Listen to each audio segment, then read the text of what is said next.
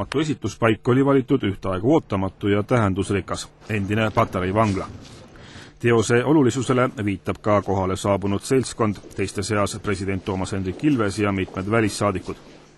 Pealkiri Uus külm sõda räägib iseenda eest. Edward Lucas usub, et uus külm sõda Lääne ja Venemaa vahel on juba alanud, kuigi see erineb eelmisest militaarjõule tuginevast ideoloogiate võitlusest. Tänapäeval võitlevad erinevad väärtused ning relvadeks on gaasitorud. Väga palju näiteid põhinevad Eesti sündmustel.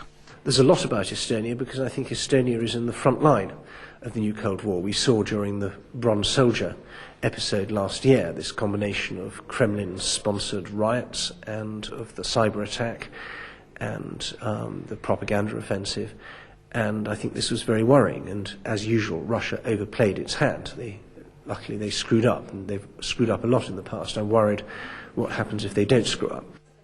Lukas hoiatab, et oht Venemaa mõjusfääri tagasi libiseda ei ole kadunud. Absolutely, and we see it already in Latvia. Mr. Kaluzhny, the Russian ambassador to Latvia, when he left a couple of months ago after his 4-year posting there, he said, I'm pleased that Latvia is now the strategic partner of Russia.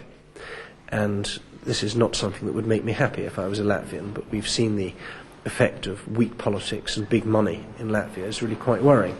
And I hope that won't happen here too.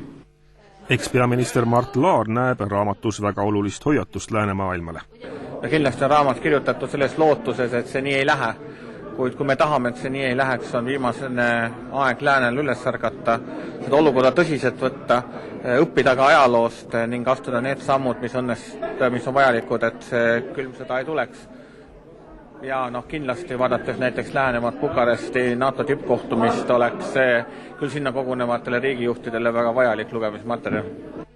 Praegu on raamat ilmunud 5 keeles, kuid Lukase sõnul peaks see antama välja kokku 13 keeles.